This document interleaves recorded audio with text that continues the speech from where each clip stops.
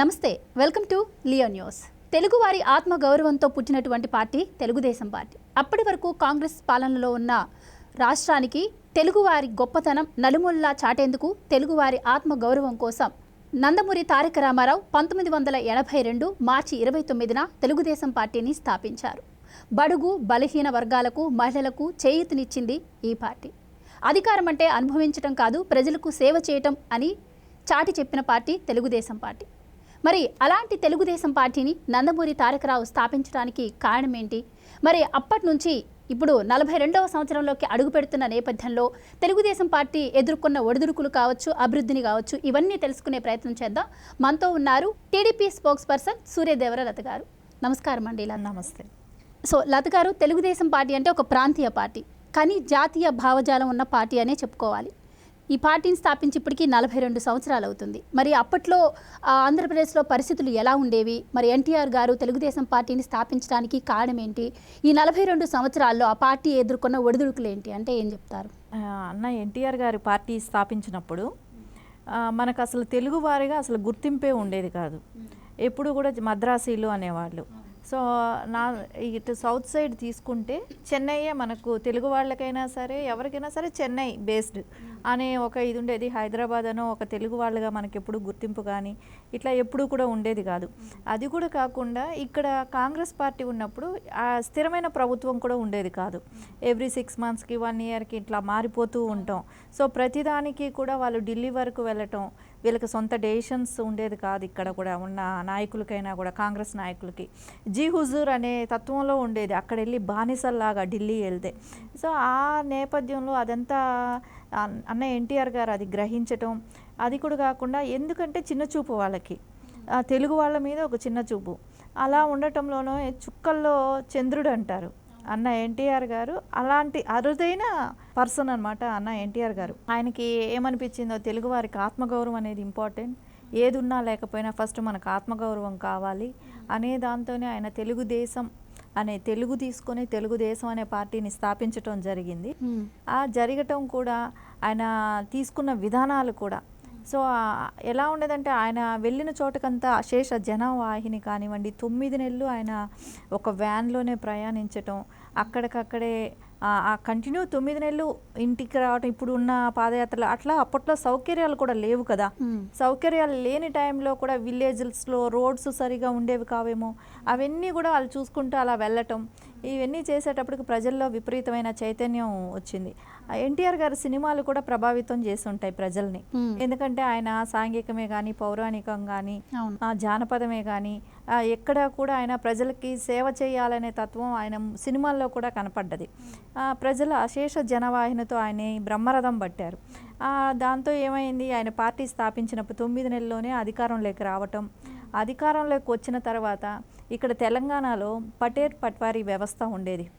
ఎందుకంటే ఇక్కడ బానిసల్లాగా ఉండేవాళ్ళు ప్రజలు. అలాంటి వాళ్ళకి స్వేచ్ఛ కల్పించడం జరిగింది. అది కూడా కాకుండా రాజకీయాల్లోకి తీసుకొచ్చిన యువత కూడా, అది వరకు రాజకీయాల్లో రావాలంటే వెనకాల బ్యాక్గ్రౌండు అట్లా ఉండేది. అదంతా కూడా రూపుమాపారు. ఒక్కసారిగా ఏంటంటే అప్పుడు ఎస్సీ ఎస్టీ బీసీలని, సో వెనకబడిన తరగతులందరినీ ముందుకు తీసుకొచ్చి మహిళలకు కూడా ఛాన్స్ కల్పించి, ఆ మహిళలకు కూడా అంటే ఆ టైం వరకు రాజకీయాల గురించి అవగాహన లేని వాళ్ళందరూ కూడా, యువతకు కూడా ఒక రాజకీయ చైతన్యం అంటూ వచ్చింది ఎన్టీఆర్ గారి దగ్గర నుంచి. సో అలా ఎన్టీఆర్ గారు వచ్చిన తర్వాత ఆయన తీసుకున్న విధానాలే కానివ్వండి, 2 రూపాయల కిలో బియ్యం కానివ్వండి, జనతా వస్త్రాలే కానీ, పక్కా ఇండ్లే కానివ్వు, మహిళలకి సమానంగా ఆస్తిలో వాటా అనేది అన్న ఎన్టీఆర్ గారు 30 ఏళ్ల క్రితం ఆయన అప్పట్లోనే ఆలోచించారు. 30 ఏళ్ల తర్వాత సుప్రీంకోర్టులో అది డెసిషన్ వచ్చింది. అప్పటి వరకు ఏపీలో మనకు ఫస్ట్ టైం ఎప్పటి నుంచో మనం అది ఫాలో అవుతున్నాం. మహిళలకి ఆస్తిలో సమాన హక్కు అని కానివ్వండి, మహిళా విశ్వవిద్యాలయాలు, పద్మావతి యూనివర్సిటీ లాంటివి మహిళల కోసం పెట్టడమే కానివ్వండి, ప్రతి దానిలో కూడా ఆయన చొరవ అనేది కంపల్సరీ కనపడుతుంది. తెలుగుదేశం పార్టీ కూడా చాలా ఆటుపోట్లు ఎదుర్కొంది. అవును, ఇవన్నీ కూడా నాదెళ్ల భాస్కరరావు గారి దగ్గర నుంచి తీసుకుంటే మనకు ప్రతిసారి ఎదురు దెబ్బలే. తెలుగుదేశం పార్టీకి ఎదురు దెబ్బలు ఉన్నాయి, ఉన్నా కూడా పడిలేచిన కెరటం లాగా ఎప్పటికప్పుడు ఫ్రెష్గా రీఫ్రెష్ అయిపోతూ అదే ఉత్సాహం, అదే తెగింపు, అదే ధైర్యంతో తెలుగుదేశం పార్టీ ముందుకు వెళ్తూనే ఉంది. 42 సంవత్సరాలుగా తెలుగుదేశం పార్టీని ఎవరూ టచ్ చేయలేకపోయారు. దాన్ని ఎంత అనగదొక్కాలని చూసినా ఎక్కడా కూడా తగ్గే పరిస్థితి లేదు. అదే ఉత్సాహం కార్యకర్తల్లో ఇప్పటికీ కూడా ఉంది. అప్పటి వరకు ఒక సినీ నటుడిగా ఉండి పార్టీని స్థాపించి 9 నెలల్లో అధికారంలోకి రావడం అంటే మామూలు విషయం కాదు. అలాగనే ఇప్పుడు పాలిటిక్స్ మనం చూసాం ఎంత కరప్షన్ నడుస్తుందో. అప్పట్లో ఒక కరప్షన్ ముద్ర లేకుండా కూడా అధికారం పాలించినటువంటి వ్యక్తి నందమూరి తారక రామారావు. అప్పటి నుంచి ఇప్పటికీ రాజకీయాల్లో చాలా వ్యత్యాసం వచ్చింది. ఇప్పటికి ఒక రోల్ మోడల్ లాగా ఆయన ఉండగలిగారు అంటే ఆయన వెనలేని కృషి చేసుంటారు. సో ఆయన మరి పదవిలోకి పార్టీ పెట్టినప్పుడు పదవిలోకి వచ్చే వరకు కూడా అప్పటి వరకు ఉన్నటువంటి రాజకీయ నాయకులు ఎవరైతే ఉన్నారో చాలా పాలిటిక్స్ చేసే ఉంటారు. సో అవన్నీ దాటుకుని ఆయన ముందుకు వచ్చారు. ఇప్పుడు ఆయన రోల్ మోడల్ అని ఇప్పుడు యువతరానికి మనం ఎలా చెప్పగలమంటారు? ఖచ్చితంగా ఆయన వచ్చిన తర్వాతే, రాజకీయాలకు వచ్చిన తర్వాతే యువతకి స్ఫూర్తి అనేది వచ్చింది. రాజకీయాల గురించి మాట్లాడటం, రాజకీయ చైతన్యం రావటమే కానివ్వండి, ఎక్కడో విలేజ్ స్థాయిలో ఉన్న వాళ్ళని కూడా తీసుకొని వాళ్ళని ఎమ్మెల్యే క్యాండిడేట్లు చేయటం, బలహీన వర్గ వాళ్ళని తీసుకొని ఎమ్మెల్యే క్యాండిడేట్లు చేయటం, వాళ్ళని గెలిపించటం, వాళ్ళని మినిస్టర్స్గా తీసుకెళ్ళటం, అంటే కొత్తగా వచ్చిన వాళ్ళు మినిస్టర్స్ అవటం, అంటే అప్పటి వరకు రాజకీయ అనుభవం కూడా కానీ విద్యావేత్తల్ని వీళ్ళందరినీ ప్రోత్సహించటం ఇవన్నీ కూడా జరిగాయి. చంద్రబాబు నాయుడు గారు కూడా అదే ప్రొసీజర్ని ఇప్పటి వరకు కూడా కంటిన్యూ చేస్తున్నారు. ఈ 42 సంవత్సరాల్లో కూడా తెలుగుదేశం పార్టీ ఎక్కడ కరప్షన్కి లోటు చేయలేదు. చేయకపోగా ఎన్ని వేల కోట్లు, లక్షల కోట్ల బడ్జెట్ ప్రవేశపెట్టినా ఎక్కడా కూడా ఇంత మిస్టేక్ రాలేదు. ఎన్టీఆర్ గారు 7 ఏళ్ళు సీఎంగా చేసిన తర్వాత నారా చంద్రబాబు నాయుడు గారు జాయింట్ స్టేట్లో 9 సంవత్సరాలు, మళ్ళీ ఆంధ్రప్రదేశ్ డివిజన్ అయిన తర్వాత అక్కడ 5 సంవత్సరాలు, మొత్తం కూడా 21 సంవత్సరం పరిపాలన అందించింది.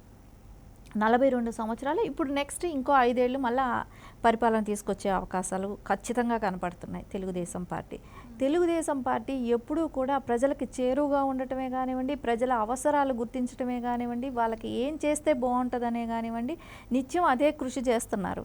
దాని మూలన తెలుగుదేశం పార్టీ ఉంటేనే ఈరోజు ప్రజల్లో కానివ్వండి, ఈరోజు హైదరాబాద్ డెవలప్ అవటమే కానివ్వండి, ఆంధ్రప్రదేశ్లో మొన్న అమరావతి నారా చంద్రబాబు నాయుడు గారు ఆయన మీద భరోసాతో మనకు రైతులు 33,000 ఎకరాలు ఇవ్వటమే కానివ్వండి, ఇవన్నీ కూడా చూస్తుంటే ఓన్లీ తెలుగుదేశం అయితేనే స్టేట్ డెవలప్ అవుతుంది అనే ఒక నినాదంతోనే ప్రజలకైతే ఖచ్చితంగా తెలుగుదేశం ఉంటేనే డెవలప్మెంట్ ఉంటుంది అనేది ఖచ్చితంగా ఉంది.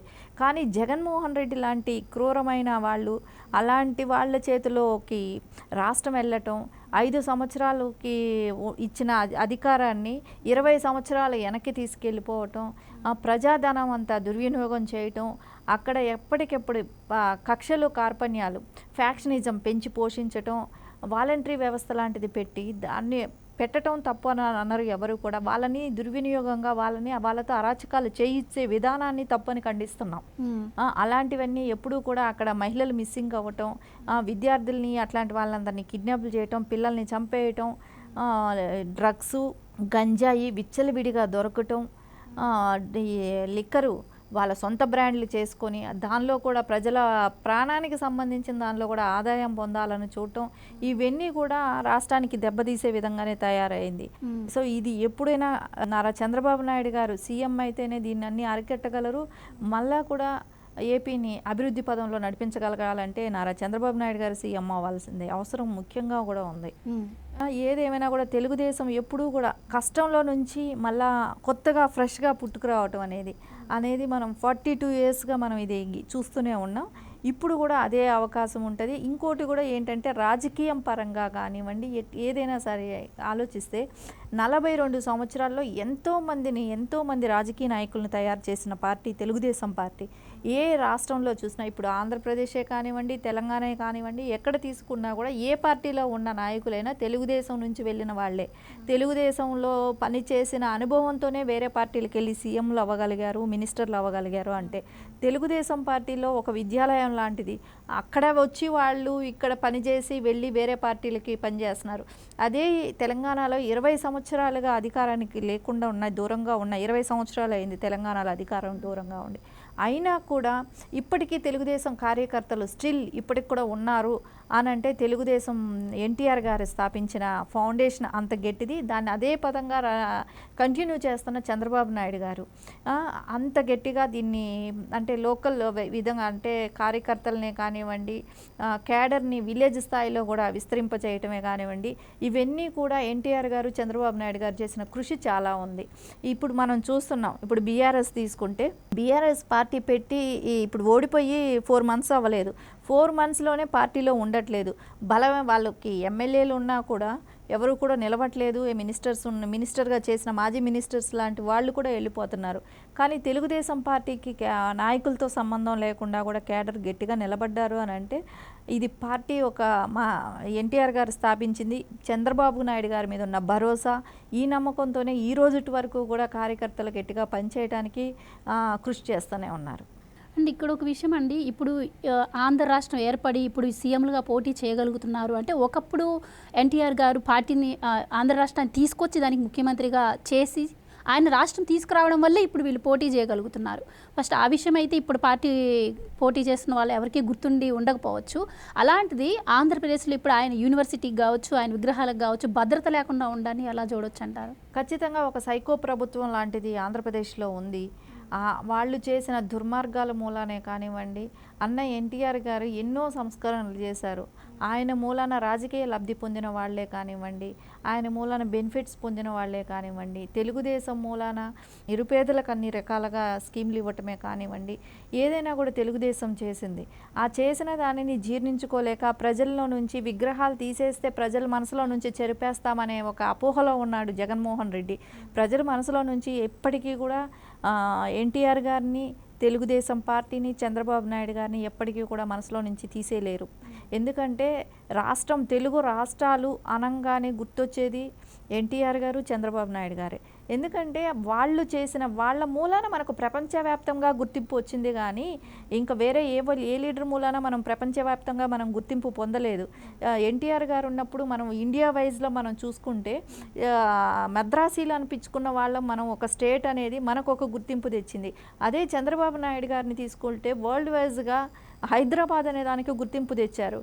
అలా చూసుకుంటే తెలుగుదేశం పార్టీ ఎక్కడున్నా కూడా తెలుగు వారికి అందరికీ గుర్తింపు తెచ్చి గౌరవంగా బతకటానికే కానీ అవకాశాలు కల్పించటమే కానివ్వండి, మనం ప్రపంచవ్యాప్తంగా ఎక్కడికైనా వెళ్ళినా కూడా ఇప్పుడు మేము తెలుగుదేశం క్యాడర్, తెలుగుదేశంలో పనిచేస్తున్నా కూడా తెలుగుదేశం పార్టీలో పనిచేస్తున్నాం అని గర్వంగా చెప్పుకోగలుగుతున్నాం. అంటే మాకు ఇక్కడ వీళ్ళు చేసిన డెవలప్, ఎన్టీఆర్ గారు పెట్టినప్పటి నుంచి ఇప్పటి వరకు చేసుకొచ్చిన సంస్కరణలే కానివ్వండి, ఆయన చేసిన అభివృద్ధికే కానివ్వండి, ఆయన ప్రజల్లోకి ఎంతగా చొచ్చుకుపోయారనే కానివ్వండి, అందరికీ రాజకీయ అవకాశాలు ఇచ్చిన విధానమే కానివ్వండి, నారా చంద్రబాబు నాయుడు గారు అంటేనే అభివృద్ధి అంటేనే చంద్రబాబు నాయుడు గారు అన్న బ్రాండ్ ఇమేజ్ని సొంతం చేసుకున్న చంద్రబాబు నాయుడు గారు, అలాంటి వాళ్ళ దగ్గర మేము ఆయన శిష్యులు అని చెప్పుకోవటానికి సంతోషంగానూ ఉంటుంది.